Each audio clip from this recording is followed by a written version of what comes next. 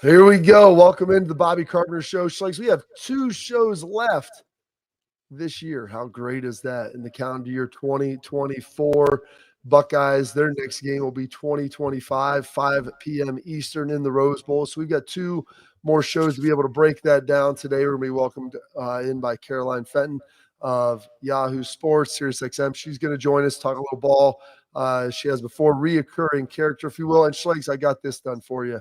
He was sick last week, but I was able to resurrect him like Lazarus, from the grave. I'm reading The Killing Jesus by Bill O'Reilly right now, which has been absolutely fantastic. But we were able to resurrect him, pull him up. He was feeling sick, but he's good. He's healthy now. He feels good. And he's going to be joining us tomorrow. Ben Stevens? Yeah, Ben Scott Stevens. So Ben Scott Stevens is going to be joining us tomorrow. And he'll be giving us the preview of all of the games because we've got, I believe, Penn State Boise tomorrow night, and then the full bevy of games with Ohio State being the lucky Pierre, if you will, jammed in the middle. We'll have Texas and, hold on, gosh, I'm trying to remember who they play. Texas and Arizona State. Arizona State, bro. At the beginning, which if you're an Arizona State fan, like how great does that sound? It's kicking off at like 2 o'clock, so you're getting a nice sub-noon start. Ohio State will be at 5 Eastern with Oregon in the Rose Bowl, and then the nightcap will be Notre Dame and Georgia, which I think will be pretty good. And I'm sure they would have loved to have jammed Ohio State and Oregon into that night slot. However, Schlegs, the Rose Bowl is always a 5 o'clock Eastern kick, a 2 o'clock local. That's where you get the sun coming over the San Bernardino Mountains, I believe. That's supposed to look absolutely epic, absolutely phenomenal.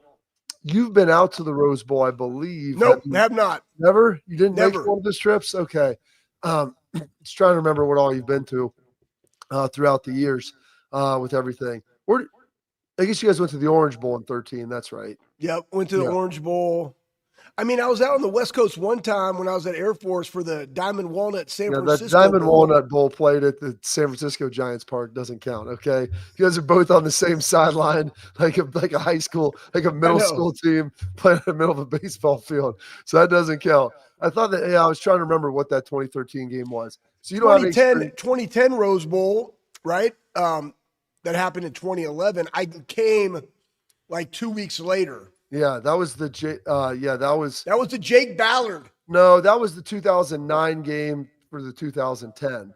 That was the Sugar Bowl. The Sugar Bowl was the one you came right after, but that was the Jake Ballard big time catch over there where TP threw up a prayer to him and he was able to bring that down. I was actually talking to John Simon about that today when we were lifting. Talked a lot about the Rings of Power, some Lord of the Rings stuff, and then started diving into Solomon Thomas, the hero of the Sugar Bowl in 2010. That was the first time Ohio State had beat the SEC in a bowl game in a long time, maybe ever. That's neither here nor there. We got a big show. We're going to get to some of your questions and comments and tailgate talk. Can't wait for that. There's some unbelievable ones. So, folks, if you're watching, please like, subscribe, throw your questions, comments, all that stuff in the comment section here. It'll be tremendous. It's good fodder for us, and we love to answer your questions. So we'll get that done. But Schlegs, it's the first Monday that we've really talked. That Christmas week with it being on a Wednesday is kind of a blur. You've got New Year's now on a Wednesday. What has this weekend been like for you? Was the travel good? Did everything go smoothly when you diverted from your family? They went to Jayville, you went back to Ohio. Well, yeah, I mean, one, I'm wearing a Fort Worth Fire Department hat, Bob. You got it from our guy, Tim Phillips. I got a sweatshirt, too. And a sweatshirt. Side nugget, Jim Davis is the fire chief for the Fort Worth Fire Department. Guess what? Buckeye. So shout out Jim Davis. Is he from Ohio? How does the Fort Worth Fire chief become a Buckeye? I don't know, man. I don't know the backstory on it. Maybe I got to get Jim a call next time I'm down in the Fort Worth area. But hey, travel was fine. I got back to the farm. I did a lot of work. Matter of fact, I did a lot of work at the Difference this last weekend because we got orders going out. I had to build a bunch of pads. I'm just in there listening to country music, wearing a cowboy hat, doing my stuff. Then I went to the farm and I cut down this massive pine tree. Well, I didn't really cut it down. It fell down. So then you cut it up. Then I cut it up, right? Yeah. And that takes a long time because I'm keeping some wood. I'm burning other wood, and it's like, whatever. So just basically doing that, getting ready for this week. Already trained the Columbus Fury this morning with my dude, Coach Dean.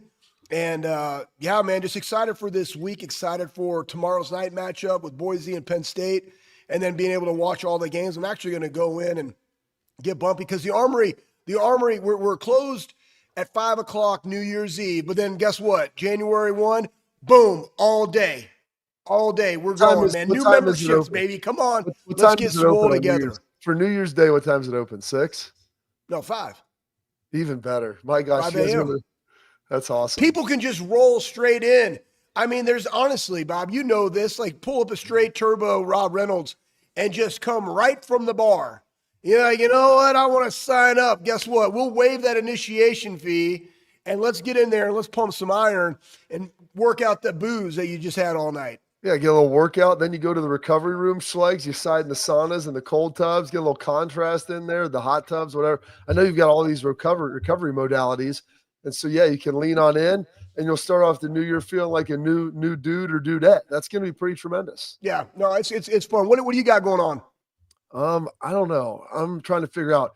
Here's the problem of consuming these games. I was talking to Rick Neuheisel about this earlier today. I popped on Full Ride on XM with him. And they go, what is the fare going to be like for New Year's? And so I was like, my wife's, you got to have some pork, dude. We're German like you. So I usually get some pork and some sauerkraut. Spaghetti Deutsch? Yes, exactly. Spaghetti Deutsch, whatever that means. What does that mean? It means you speak German. Ich bin ein Berliner. All I know is you're supposed to eat cabbage for money and black-eyed peas for luck. That's all I know. And never take a wooden nickel. Yeah, don't take wooden nickels, everybody. Life lessons. You're welcome. I thought you were supposed to eat. My grandpa always ate pork and sauerkraut. I don't know, man. Hey, you know me. I just eat whatever's there. A lot like cabbage. Like they got to be related, don't they? Maybe. I just know cabbage is green, so you eat that for money. I don't know why black-eyed peas are for luck. Like, I don't understand that. I mean, hell, Bob, you know me. Like, when I come up here, I literally just eat. Like, okay, so here's the best part. I ate 5 eggs and probably half a pound of jerky as my dinner. This is what you get done on the Bobby Carpenter Show. This is what the opening line was for how to make sauerkraut. When life gives you cabbage, you make sauerkraut. So sauerkraut is cabbage, just like a pickle is a cucumber. So Buckeyes, you're getting them both. We were speaking the same language and didn't even know it. I love cucumbers. Yeah, but cabbage is made with sauerkraut's made with cabbage. Like a square is a rectangle, but a rectangle isn't a square. The sauerkraut is made from the cabbage. So we'll do that. Sounds good. Of course, going to make some sort of like short rib roast or something. That sounds delightful. Yeah, it sounds amazing. But here's the problem. When I watch the games, I watch it like I'm a coach. Now, I don't have like the Bill Belichick, finger cut little gloves in my little pad. Probably got like a little legal pad around here somewhere that I would like be taking notes on and writing down things. But I do sit there during the game and I will like, Bucks ran a blitz here. They picked it up, like maybe just missed the throw or there was an open guy, didn't see it. Or you know what? Ohio State ran a screen. It was there. They just didn't execute it. And like, I'm taking these notes, like need to come back to this. Hope Oregon doesn't come back to that, or Ohio State gets it corrected or figures things out. Because, like there's plays that are sometimes there that just aren't made. Yeah. And so I'm watching the game. You see it. I see it. Like, holy smokes. Like they had an unbelievable draw that could have hit.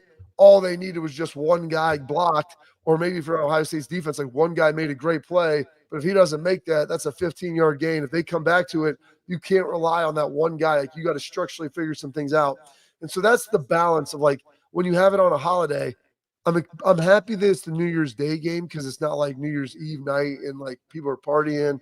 We're going to be jamming and having a good time because I got to watch. I really don't want to hear the emotional roller coaster of a lot of my friends and family, a lot of the people that I love. But when I'm in a game, Schlegs, you got to be steady, Eddie, like cousin Eddie, pumping the crap into the sewage. Like it's no big deal. You're smelling the turds and like, it's okay. You don't care. I'm going to get through this, and the next part is going to be better. And so that's how I like to watch the games. Now, you're going to be here by yourself, so your family's not going to be around. So you don't have to worry about that. But, like, I'll never forget against Georgia 2 years ago. Oh, my gosh. And Georgia drives down. They get a field goal. On the way, every 5 or 6 yard pickup by Georgia. Our defense sucks. We're the worst. We're going to get blown out. I wish we weren't even playing in this game. This is awful. I'm like, wait till they score a touchdown. Wait till we score a touchdown before we ultimately have an issue. And they held them to a field goal. And I'm like, see, it's not all that bad, is it? It's pretty good. And then so the next thing was like, hey, then we went down and scored. And then we're going to win. I'm like, okay, I can't deal with this. They're going to score some. We're going to score some. Let's chill out and let's try to figure this thing out. Your thoughts? Then what? I don't know. Then we figured it out. I'm listening to you. I'm listening. Hey, first off, yes, I will be by myself. I'm going to go to the difference. Or I'm going to come up, get bumpy on New Year's Day with everybody coming into the Armory. Then I'm going to go to the difference. And I'm going to suck. I'm going to stuff a bunch of pads. Like, who doesn't like, I'm a good pad stuffer, Bob. Oh, yeah. Then Doc I'm going, what's that? We call you Doc McStuffin, Schleiks. No doubt, man. Then I'm going to go back to the farm and just enjoy watching. But I'm like you. I do it on my computer. I watch it on my computer, or I don't watch it on my computer. But I take all my notes on the computer. And I'm like you. Like, I'll be down in distance. I go by quarter. I go by when they start the drives, because I like to, when I go back and look at the sequences as why they did what they did.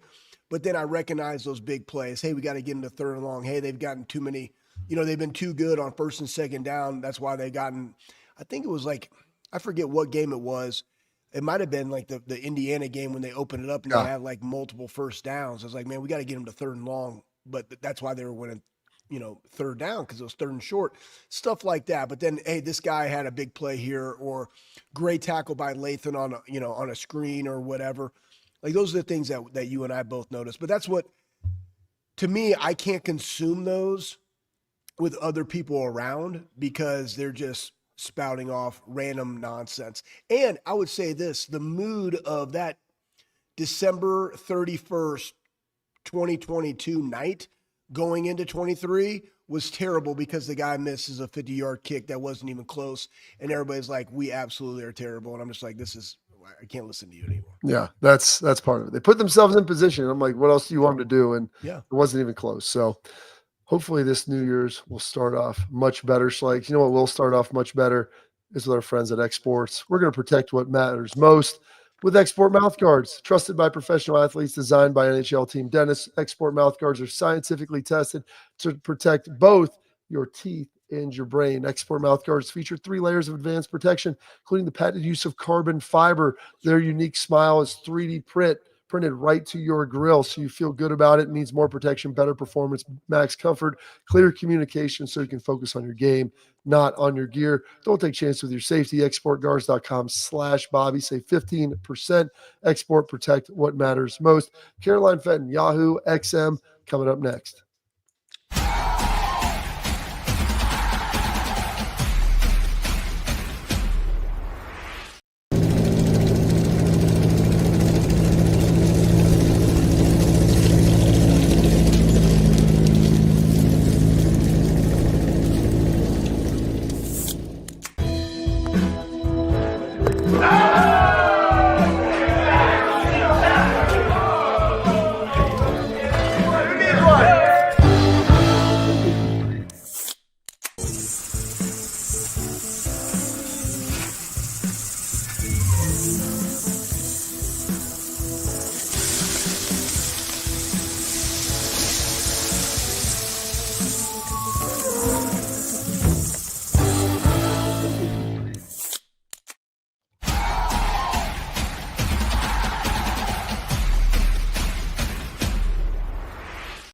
All right, welcome back into the program, and now we're pleased to welcome in one of our reoccurring guests, one of our favorites.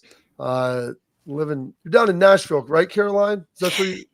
I live in Nashville. I'm actually in Phoenix right now. If you can tell by the golf clubs behind me, I'm really getting into the full, desert Phoenix experience. But I'll be at the Fiesta Bowl tomorrow, covering it for XM. But based in Nashville and Phoenix now. Nice. So you're going to be down there.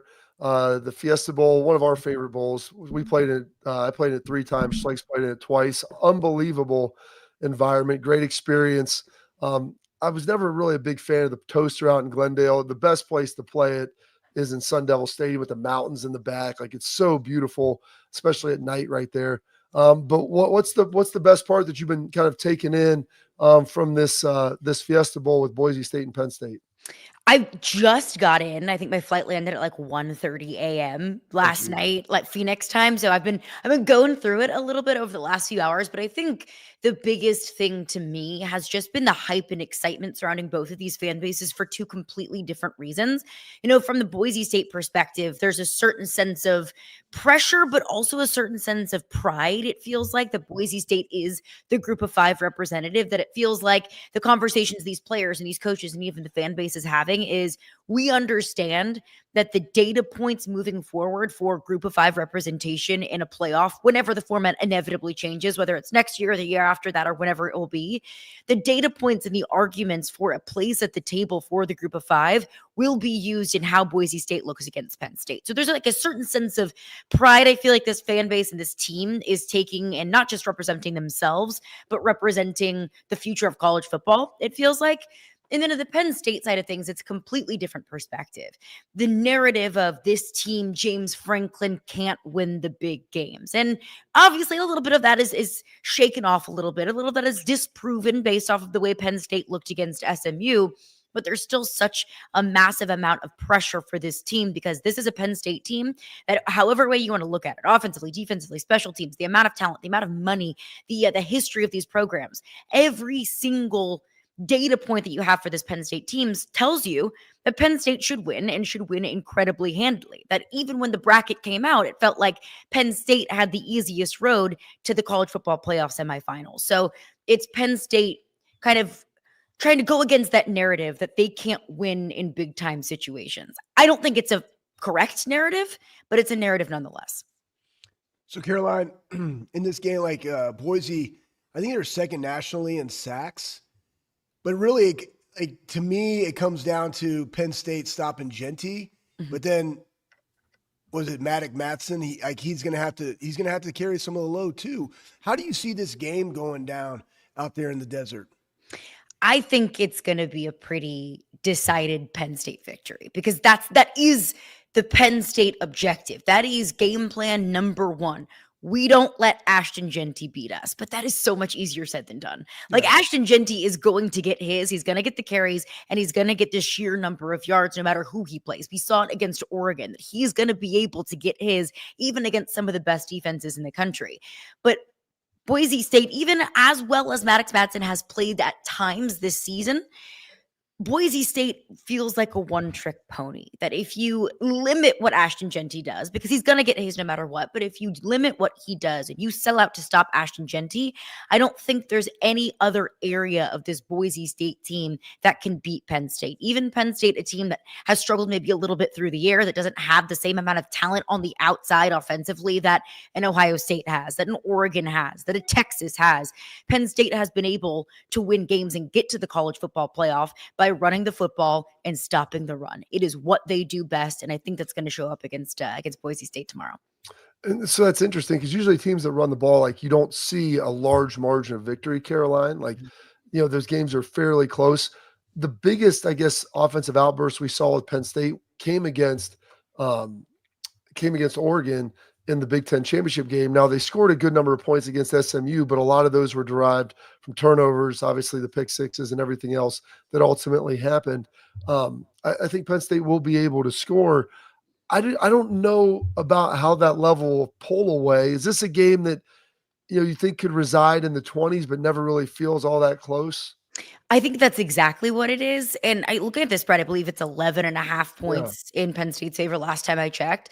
I wouldn't be surprised if Boise State covers, just because I don't know how much I can trust Penn State to put up enough points to cover an 11.5 point spread. But I think that's exactly how it's going to feel, that Penn State's going to be the team that scores first, I believe. And then maybe Penn State gets off to a double-digit lead, and then it never really feels that close. And maybe Boise State's able to stay in it, whether it's, just driving down the field with Ashton Genty, or it's a field goal here and a field goal there to at least keep themselves in it. But I just feel like overall, the physicality and the size and the talent advantage that Penn State has, it's never really going to feel overly close, even if Boise State is able to find a way to cover what is a pretty massive spread. Well, and you got the following day, you got Texas, Arizona State, which honestly, I think it's going to be fun to watch because they both like to run the football, but Texas's defense is just really, really good. What do you think going into this game? Who has the edge?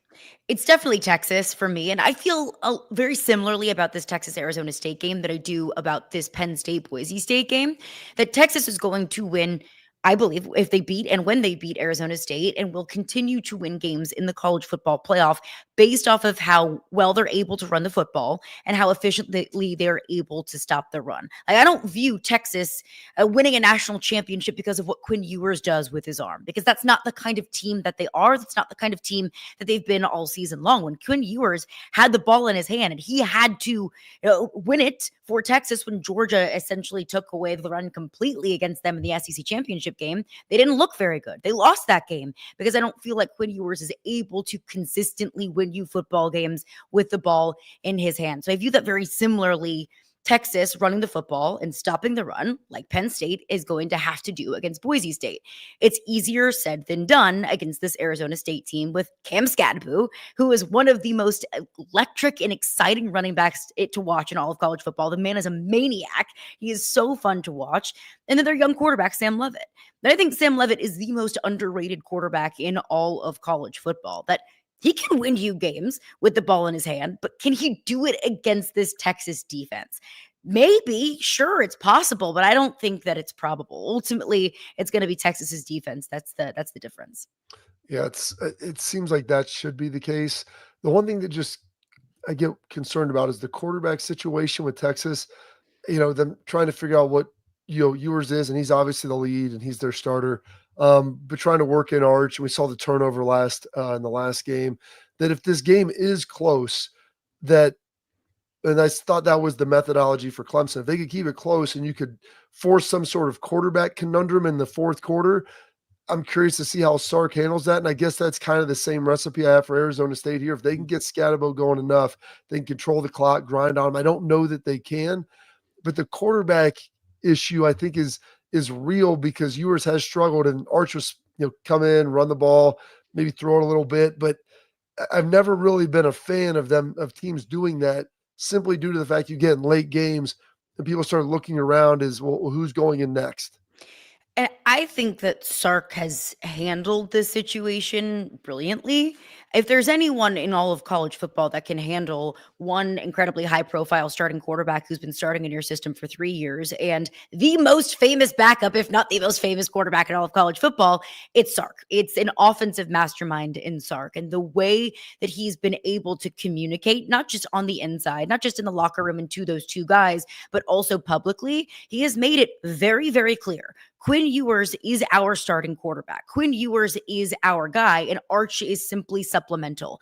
I don't think that we see a situation where if Texas is down 10 with 8 minutes left in an absolute have-to-have-it moments, that we're going to see Arch Manning come in and take over as the quarterback position. I think we do see, however, Arch Manning come in certain packages, whether it's goal line, 4th and 1, 4th and 2. We've seen him come in some of those money downs. I wouldn't be surprised to see that, but Sark has been consistent and has been very adamant. Quinn Ewers is our starting quarterback, and I don't see him taking him out in a game on the line kind of situation. Looks you're muted. You got to turn yourself on. I'm sorry, Caroline. We would amateur. So I'm sorry, okay. I'm muting it because my echo. Hey, here's my question. Is Sam Leavitt capable of throwing for over 300 yards versus, because even though the Texas defense is really good at stopping the run, I mean, Clemson had 76, 77 yards of rushing, and 40 of it came on one carry. But can Sam, their weakness right now is they gave up 336 yards to Clemson, right, through the air to keep them in that game. Can Sam Leavitt do that? Because even if they want to stack the box, there's other things that you got to do. And I think Arizona State probably is more primed than a Boise State to be able to do this to a Texas defense. You think it's something that they can do? I think it's something that he can do. Is it something that he can do against this Texas defense? Frankly, I don't think so. And I look at that Clemson game, and in the first half, yes, that first drive for Clemson was surgical. That was really a majority of what they had in the first half. And I felt like there was a certain element of Texas's defense taking their foot off the gas in the first part of that second half, really the majority of the third quarter. And that's when Clemson started to make things really uncomfortable. That's when Cade Klubnik started to make some really big and kind of game-changing plays. But just when it started to get a little uncomfortable, when Clemson comes within one score, that's when we had a 77-yard Jaden Blue touchdown, and that's when Texas's defense really locked in. So I don't see that necessarily. As good as Sam Leavitt has been, I don't see a 300-plus yard performance. And if it is a 300-plus yard performance, it's because Arizona State has no choice but to throw the football because they're down 2 scores. All right, we're going to take a quick break. Coming up with Caroline after this, the 2 big games, the ones that everyone see, the night and evening cap of the college football weekend on New Year's, Notre Dame and Georgia, and Ohio State and Oregon coming up next.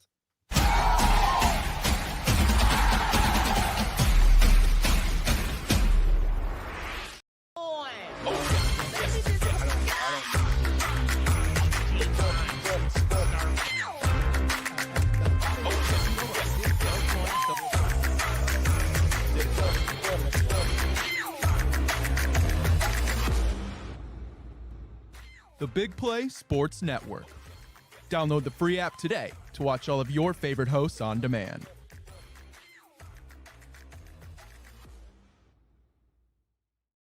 I'm Garage Beer, and this is Bobby Carpenter. Garage Beer. Beer-flavored beer. Beef with an F? Okay, my bad. It's crisp and cool, and it doesn't taste like... I'm Bobby Carpenter. I drink in garages because my wife says I don't belong inside.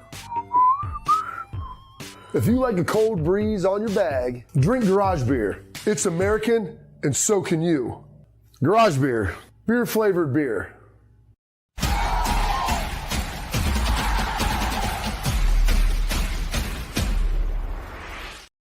All right, welcome back into the program, and one more segment here with Caroline Fenton. The big games. We'll start with Georgia and Notre Dame. That we can end with Ohio State and Oregon. And give Caroline a follow on X at Caroline Fenton, #1, because she's the best, #1, as always. Doing a great job with SiriusXM and Yahoo as well. And Caroline, this Notre Dame Georgia game, I feel like we're not talking enough about Gunnar Stockton. Carson Beck is going to be entering the draft. He's having elbow surgery. He's out for the season. I mean, Gunnar Stockton's a quarterback at Georgia. He obviously has enough ability to have earned a scholarship there. He's not the most experienced guy in the world. Is this Georgia team good enough around him to be able to maybe overcome some of his inexperience? Totally. And it's Caroline Fenton 1 because Caroline Fenton was taken. So if you want to spam the woman in London who hasn't tweeted since like 2011 that holds the @Caroline Fenton handle, would really appreciate that. But yes, totally. Georgia has enough around Gunnar Stockton to win a national championship, because the question whenever Carson Beck went down, there was a lot of, question about his status of before the news that he was going to be out for the playoffs. The question was, well, can Georgia won a national championship with Gunnar Stockton? Well, I thought Georgia could win a national championship regardless of who was under center, because I thought Georgia was going to win a national championship because of their defense. We've seen Georgia's defense play at a national championship level several times this season. We saw it in the SEC championship game. We saw it against Texas earlier in the season, a game that Carson Beck threw 3 interceptions, and they still found a way to win against one of the best teams in the country on the road because of how good and shut down their defense was. The issue, though, is Georgia's defense doesn't play at that level on a consistent basis. That we saw the first half against Alabama. We saw how many rushing yards they gave up to Haynes King alone. Newsflash, Riley Leonard's pretty good with his legs too. So can they win with Gunnar Stockton? Yes, they can, because of the defense, but the defense has to play at that level that we saw them play in the SEC championship game. Really, the both times that we saw Georgia's defense play against Texas this season, we need that Georgia defense. And then Gunnar Stockton, he needs to take care of the football. We saw him throw a bad interception at the worst possible moment in the final couple of minutes against Texas in the SEC championship game. But we also saw a lot of good from him. We saw the intrigue. We saw why he was a 5-star recruit and why he's a quarterback at Georgia. I think the most noteworthy thing that I saw, though, and what I took away from the half of football that we saw Gunnar Stockton play in the SEC championship game, it felt like there was a sense of energy and electricity that was just instilled in this team whenever Gunnar Stockton came in. And that's not me saying that this team doesn't love and respect and view Carson Beck as their leader, because I think that they absolutely do. But it felt like there was this next level of energy that we saw this Georgia team play with once Gunnar Stockton came in, which tells me that they love this guy and they believe in this guy. So yeah, I think Georgia can win with Gunnar Stockton under center. Can win. So looking at that, Caroline, to me, it seems these teams are very similar. Like, they like to run the ball. They'll throw it some, but they'd like to make their living on the ground. Both of them have dynamic defenses. Notre Dame, obviously losing one of their tackles, going to be impactful there. It seems almost to me where I think Georgia probably has a little better roster, but can Gunnar Stockton take up enough of the space to make up for how good Riley Leonard has been like the last 8 weeks? I don't think so. And that's where the kicker really is for me, is obviously losing Riley Mills, their leading sacker. That's huge. That's an underrated aspect of this game that I don't think we're talking about enough. Obviously, Carson Beck being out as the starting quarterback of one of the best teams in the country, that's got to be a conversation. But losing Riley Mills has been massive. It will be massive, I think, for Notre Dame's defense. But we've seen Riley Leonard get better week over week over week. And that's so much credit to Mike Denbrock, Notre Dame's offensive coordinator, that's where he's made his money. You look at Jaden Daniels year 1 to year 2. Year 1, he was a solid SEC starting quarterback. Year 2, he won the Heisman Trophy. What he did with Desmond Ridder at Cincinnati, getting Cincinnati to a college football playoff game when he was there and was the offensive coordinator there. Now we see Riley Leonard, how he's been able to develop as a passer, how we see, or at least I have seen, the way that he processes is so much more calm. It's so much, he takes his time, he goes through his progressions, whereas maybe the Riley Leonard that we saw against Texas A&M in the first week of the year was drop back and run if your first read isn't there. That's some development and progression, and frankly just time, that Gunnar Stockton has not been able to have. And sure, Gunnar Stockton has had the last 2 weeks to be able to watch film, to be able to watch Notre Dame's defense, to be able to watch some of the mistakes that he made against Texas in the SEC championship game. He's been able to have time to work through those things with offensive coordinator Mike Bobo.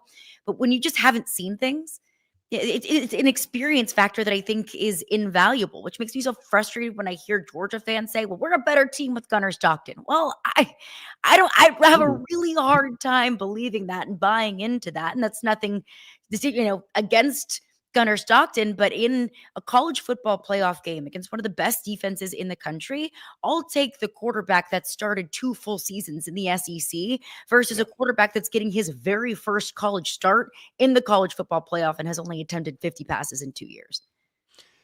Notre Dame played really good against IU. They only had 3 points in the first half.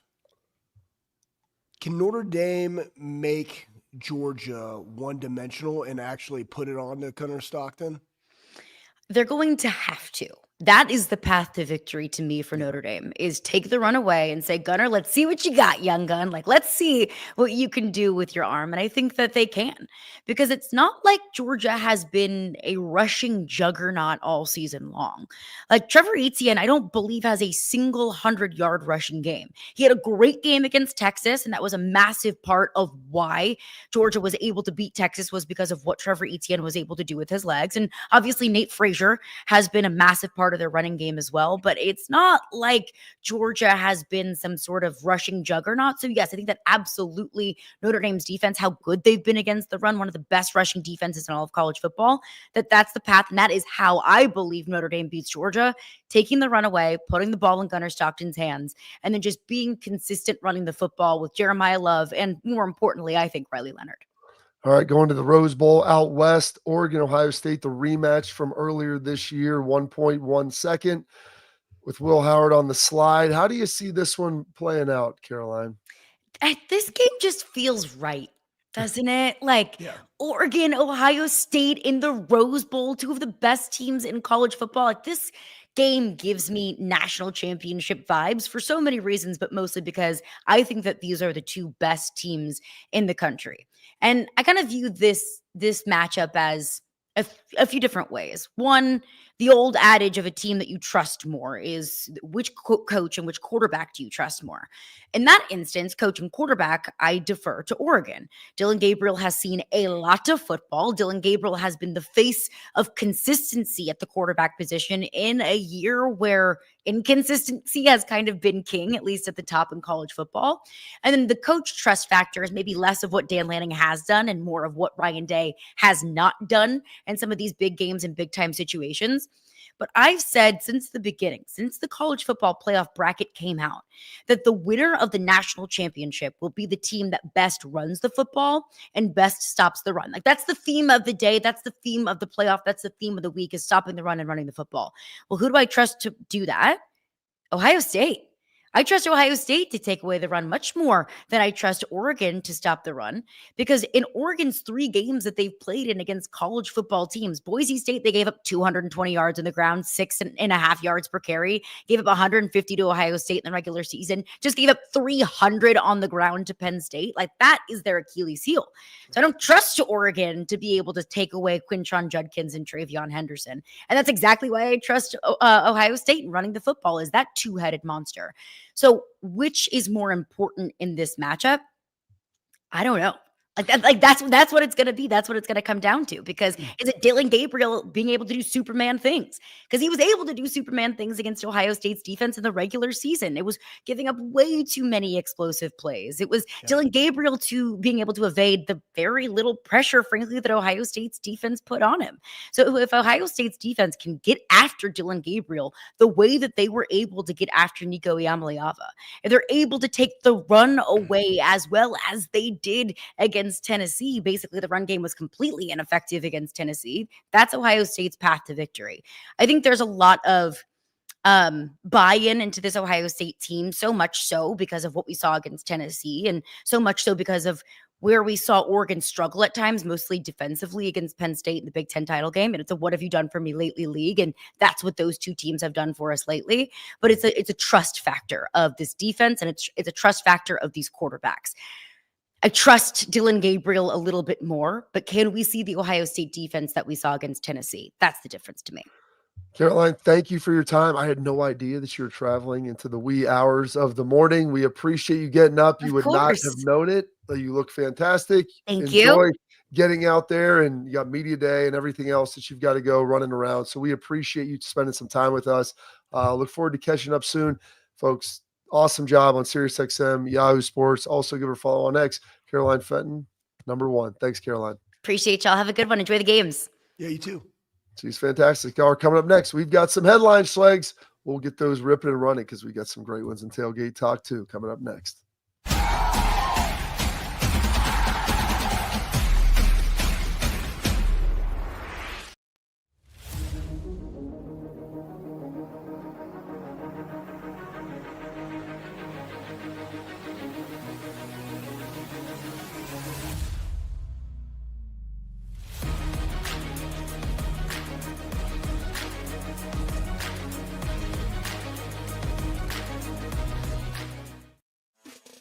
Welcome to Big Play, the fastest growing sports media company in America. I'm gonna keep it straight with you. The reason you should watch our show is because I look good, baby. Come get some! Join our millions of fans for live sports talk shows hosted by the top former athletes and sports personalities in the industry. Ohio, it's my home state. Obviously, I'm a diehard Cleveland sports fan. Watch what you want, where you want, when you want. Welcome to Big Play. Make sure you tune in. I love you, Cleveland.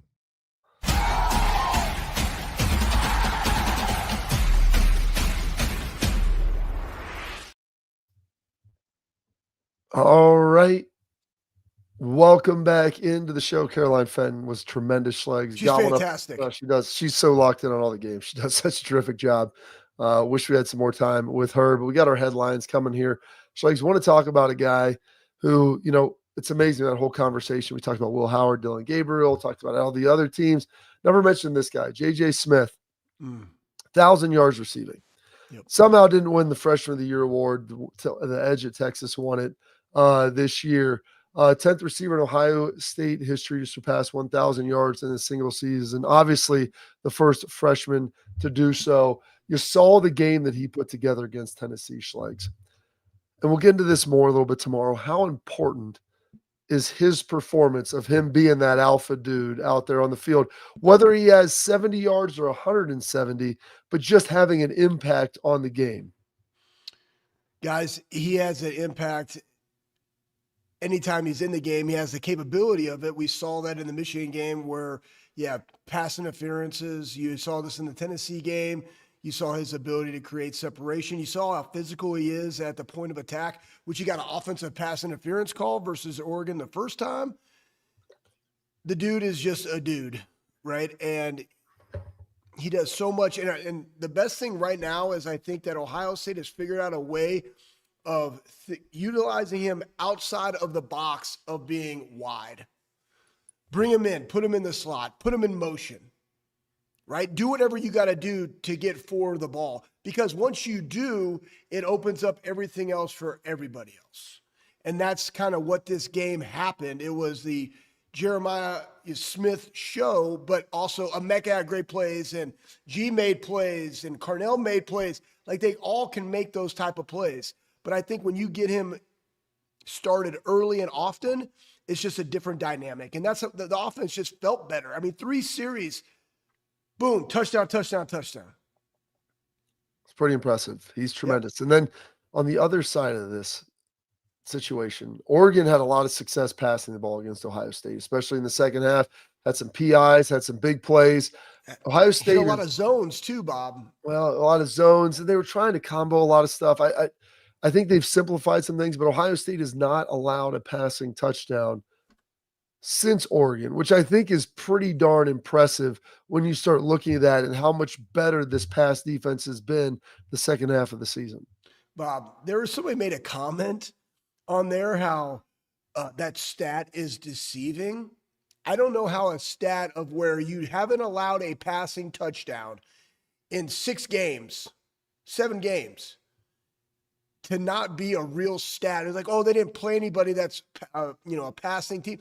What was Indiana? What was Penn State? Like, you faced 2 top 5 teams. You never gave up a touchdown through the air. Yeah. So I think, to your point, Bob, I think it was that bye week, Ryan Day in the meeting room with the defense, something that he could not have done the year before because he was the OC and the quarterback coach and the head coach. They got it figured out. They got what the D-line needed to look like. They understood what they need to do in the secondary. And I think that's when you have other eyeballs that can come in there and pinpoint these things and get everybody collectively on the same page. Results like this happen, but results like this happen because the guys know what to do and they execute. Yeah, it's been impressive. I think maybe you had to simplify a little bit and go let your dudes play. A good call is better than a perfect call if everybody feels confident in what's going on. And when you have great players, let them go make those plays. Let them put them in position to ultimately be able to have success. And I think Ohio State did that in a pretty big way the second half of the season. I don't know how it's a deceptive stat. I mean, Michigan, they don't throw the ball, but Indiana has thrown it with some success. You saw Penn State throw it a lot against Oregon. I mean, they were able – now they haven't thrown the ball a ton, but they threw it a lot against Oregon. By the way, they have the Mackey Award winner in Ty Warren, so it may not be the Blitikoff, but it's a tight end. He got it for receiving. He runs the ball some, but a lot of it's due to his pass catching prowess. And then they did a great job, obviously, against Tennessee as well, having a lot of success there. So kudos to them in Ohio State and what they were able to do the second half of the season with their pass defense. They're going to need it at 5 o'clock on January 1st, 2025 against the Oregon Ducks. All right, coming up, we got our tailgate talk brought to you by Real Truck Schlegs. There's some unbelievable comments I can't wait to get into coming up next.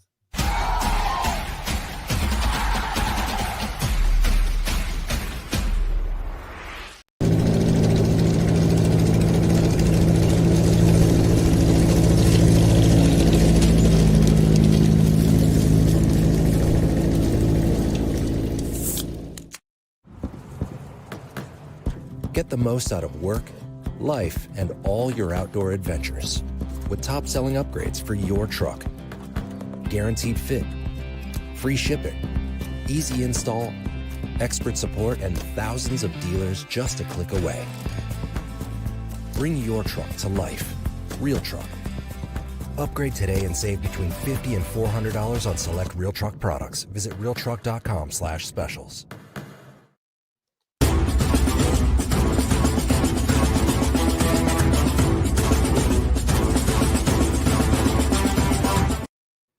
All right, welcome into our Tailgate Talk, brought to you by our friends at Real Truck. Listen, the new year's almost here. Get your truck, Jeep, Bronco, souped up and get it rolling at realtruck.com. Go there. Here's the great part. We're still got the offer going for you. You spend $100 on Real Truck, which is super easy to do because you're going to buy a million things.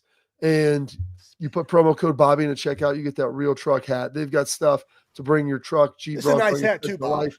Oh, it's a great hat. Great hat. High quality. Love that thing. And so, like I said, you got brush guards, bumpers, truck bed covers, tops for your G, all kinds of things, winches. It's all there, inside, outside. It's there for you. So go check them out at realtruck.com. All right, Schlegs, we got some comments from Friday's show. I can't wait to hear these. Ryan Belknap, 4959. How stoned is Schlegs? LOL. Yeah. Defend yourself or indulge. I don't know. Do I look stoned now? Because like this is how I just am. Like maybe I was pondering something. I'm baffled by the stat I read. Okay, yeah. Let's see. How stoned is Schlegs? That sounds amazing. I'm not stoned. I'm just high on life, bro. All right, Schlegs, here's another one for you by Jackie Boy 1057, allegedly a Buckeye fan. I was looking through his profile.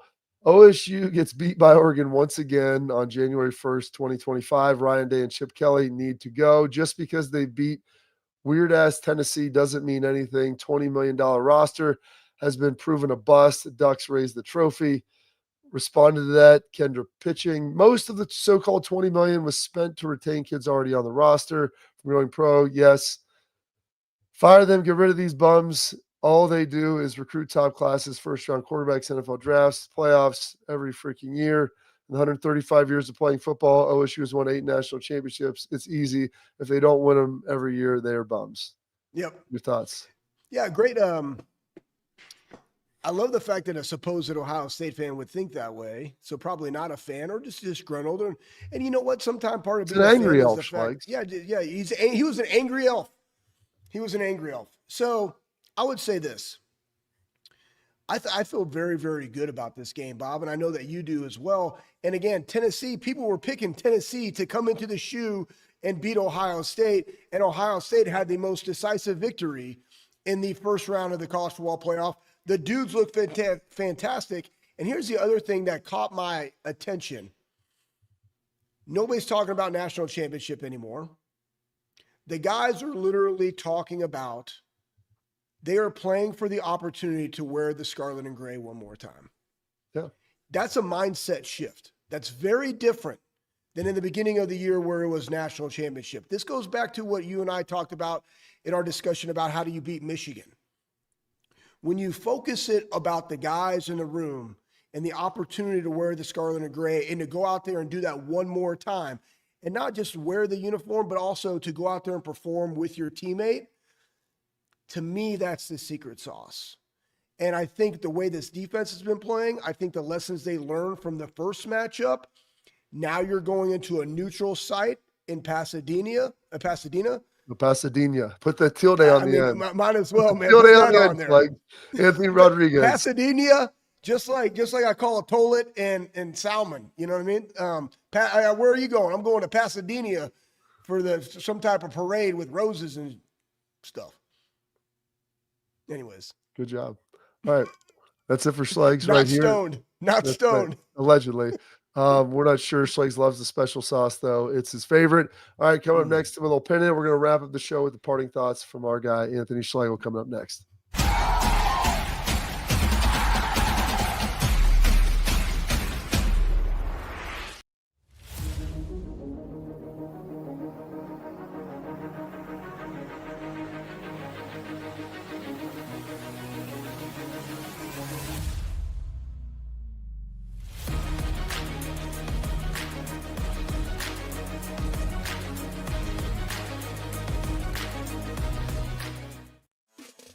Welcome to Big Play, the fastest growing sports media company in America. I'm gonna keep it straight with you. The reason you should watch our show is because I look good, baby. Come get some! Join our millions of fans for live sports talk shows hosted by the top former athletes and sports personalities in the industry. Ohio, it's my home state. Obviously, I'm a diehard Cleveland sports fan. Watch what you want, where you want, when you want. Welcome to Big Play. Make sure you tune in. I love you, Cleveland.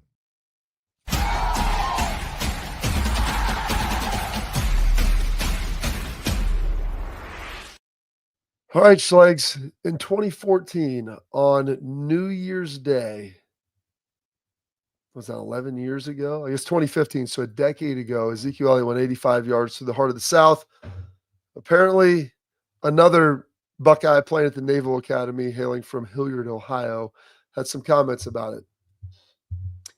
Yeah, he said, I was an Ohio State fan, and he went. Did he go to? No, he went to Darby, I think. Went to Darby. I think you're right. Yeah, so I was an Ohio State fan when Ezekiel Elliott went 85 yards through the heart of the South. So 95 yards through the heart of the South sounds pretty nice too.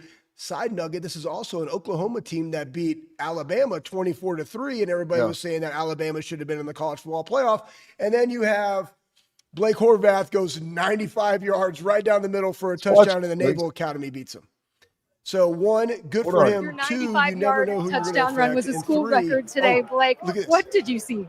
Open grass. I was an Ohio State fan when Ezekiel Elliott went 85 yards to the heart of the South. So, 95 yards to the heart of the South sounds pretty nice too. Tremendous. Absolutely love that. And that's what it's all awesome. about. Yeah. 10 years later, he's playing in college, and he had a heck of a run there against Oklahoma. Like you said, Oklahoma stomped, I believe, 24-3. 20, yeah. It was a beatdown of epic proportion. All right, we got one more show. Tune in. Stay locked in tomorrow, Schlegs, 12:30, as we'll preview the game. We got Ben Scott Stevens, get you ready to make your money this weekend heading into the new year. Super juiced. Be here. Be locked in. Bobby Carpenter Show, 12:30 on Tuesday. See you then.